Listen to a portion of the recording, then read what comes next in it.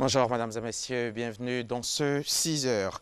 Les directeurs des opérations de la Banque mondiale en Afrique sont en Côte d'Ivoire. Ils se sont retrouvés hier mardi sur les bords de la lagune Ébrié pour réfléchir sur la vision du développement de l'Afrique. Le vice-président Daniel Kablan-Duncan était présent à cette rencontre. Le reportage est signé Jérôme Kofi Abola. Un lieu, l'hôtel Sofitel Ivoire d'Abidjan. Une rencontre, celle entre les directeurs des opérations du groupe de la Banque mondiale en Afrique.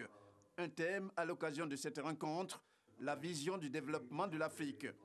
Présent en tant que représentant du président de la République de Côte d'Ivoire, Alassane Ouattara, à cette réunion, le vice-président ivoirien Daniel Kablan-Duncan se dit optimiste quant à l'avenir de l'Afrique, tout en se félicitant de la qualité des rapports entre la Côte d'Ivoire et la Banque mondiale. Notre pays est très honoré d'avoir été choisi pour abriter ce rassemblement, qui constitue pour nous une preuve supplémentaire de l'excellente qualité de nos relations avec le groupe de la Banque mondiale. Nos relations sont anciennes et de qualité. Elles datent en effet du 11 mars 1963.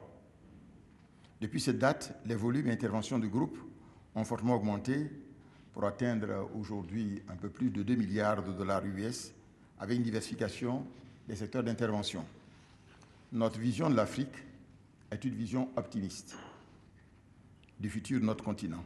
L'Afrique que nous voulons, celle que ses dirigeants œuvrent à bâtir selon la vision de l'Union africaine pour 2063, est une Afrique intégrée, prospère et en paix. Et le vice-président Daniel Kablan-Duncan de préciser qu'au regard des objectifs fixés par les dirigeants africains qui partagent cet optimisme, il faut, et je cite, une Afrique dont le développement s'appuie sur le potentiel de ses populations, notamment les femmes et les jeunes, soucieux du bien-être des enfants. Une Afrique, ce continent qui doit agir en tant qu'acteur et partenaire fort. Une Afrique unie et influente sur la scène internationale. Le Premier ministre Amadou Gon Coulibaly, lui, est à Oslo, en Norvège, où il a participé hier mardi à la conférence pour le refinancement du mécanisme de financement mondial.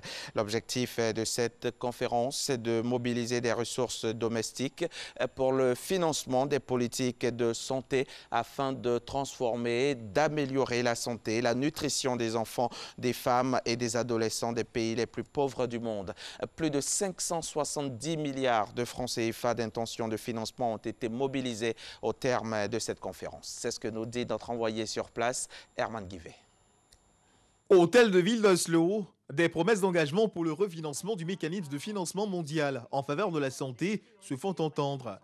Je réaffirme ici, au nom de mes pairs, notre engagement à maintenir à un bon niveau les ressources budgétaires domestiques indispensables pour l'amélioration de la santé de la mère et de l'enfant. Nous engageons à hauteur de 360 millions de dollars des États-Unis. Notre engagement est de 200 millions. S'il nous est possible de parvenir à recueillir 1 milliard de dollars aujourd'hui, je m'engage au nom de mon président et de tout le personnel de la Banque mondiale qu'à notre tour, nous apporterons 7,5 milliards de dollars. Puis l'engagement de la Côte d'Ivoire à financer davantage le secteur de la santé par la voix du Premier ministre Amadou Gon Coulibaly. Je voudrais réaffirmer l'engagement de l'État de Côte d'Ivoire à assurer un accroissement des ressources internes d'au moins 15% annuellement, et ceci en continu, en faveur de la santé dans le cadre de l'accélération de son programme social. Mesdames et messieurs, je voudrais terminer mon propos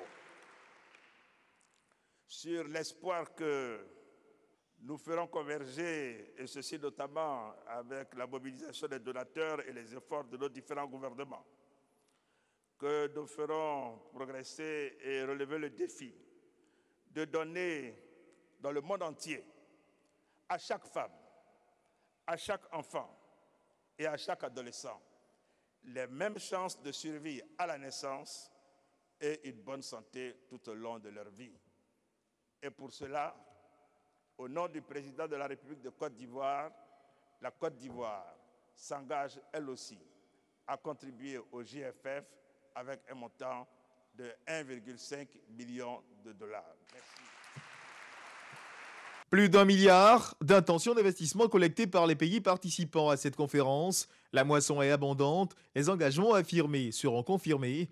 Mobiliser des ressources domestiques pour le financement des politiques de santé, un défi que la Côte d'Ivoire s'applique à relever depuis plusieurs années et ses efforts seront renforcés. À travers leur collaboration avec le GFF, le Burkina Faso, la Côte d'Ivoire, le Nigeria et d'autres pays ont démontré qu'il était possible pour tous les pays d'améliorer leur avenir en investissant dans les populations les plus vulnérables par l'accroissement des investissements de santé. Plus de 570 milliards de francs CFA, bailleurs de fonds, Banque mondiale, Fondation Melinda et Bill Gates et autres pays viennent ainsi de répondre aux besoins urgents des pays de transformer le financement de la santé pour l'atteinte des objectifs de développement durable qui visent à mettre fin aux décès évitables de mères et d'enfants ainsi qu'à améliorer la santé, la nutrition des femmes et des adolescents. C'est la fin de ce 6h. Je vous retrouve tout à l'heure à 6h30.